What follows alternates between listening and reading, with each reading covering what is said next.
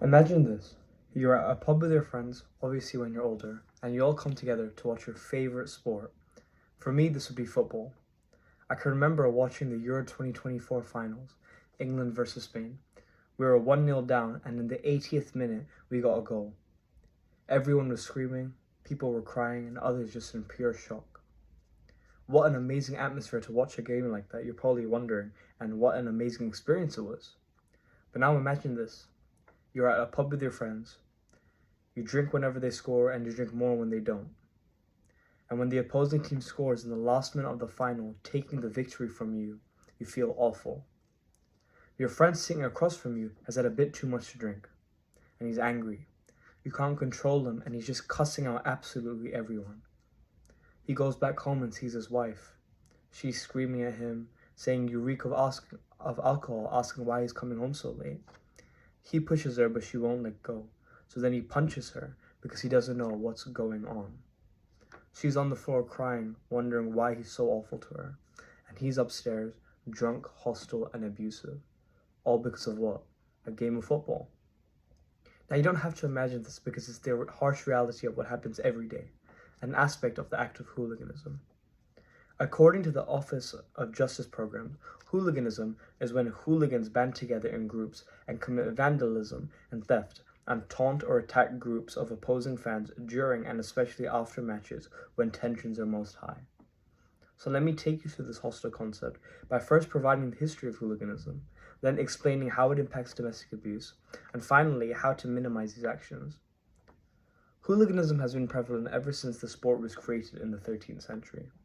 During the Industrial Revolution, when football was gaining traction, it had become popular for the middle class. It led to stadiums being built and bigger crowds forming.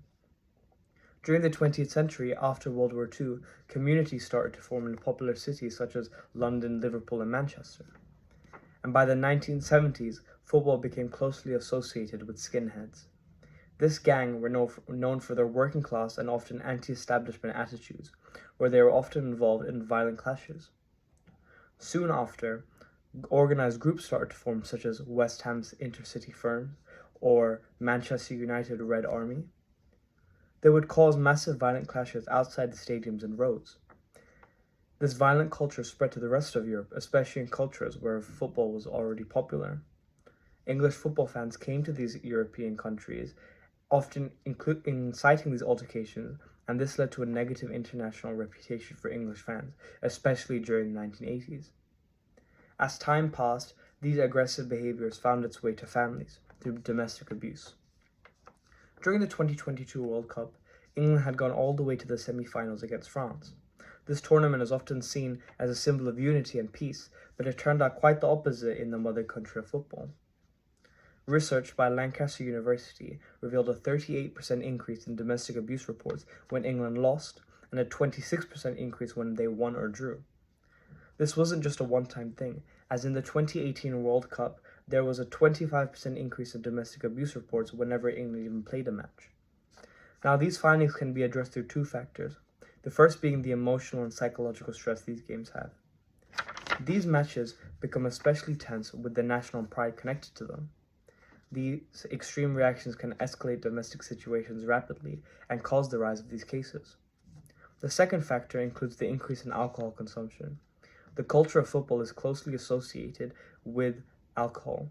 Whether it's meeting with your friends at the pub or buying a 12 case for yourself at home, there's a massive spike in levels. Alcohol is known to increase domestic abuse cases, as shown through a 2020 case study that found that out of 420,000 reported cases of domestic abuse, 56% of them included the alcohol usage. These statistics are very concerning, and this toxic culture needs to diminish. But what can we do to prevent these tragedies from occurring? Now, I don't want to be the bearer of bad news, but there's no way we can completely dissolve these violent actions. However, there are two ways that we can address the problems to attempt to minimize them. The first being legislation, and the second being cultural change to education. Many countries have passed laws that make violent behavior at football matches illegal. This is exemplified in the Football Offences Act, which introduced criminal penalties to actions such as organizing mobs, pitch invasions, and racist chanting. Additionally, a new implementation is banning people identified as hooligans permanently from even entering the stadium.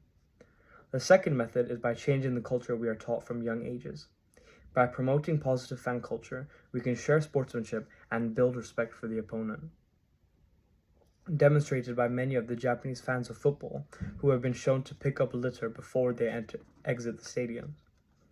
Another factor includes challenging toxic masculinity, as it is in direct correlation with hooliganism. To many in this crowd, the need for strength, dominance, and territorial integrity causes them to commit hostile acts like these in the first place. Challenging these ideas would help people to understand how to coexist without being superior.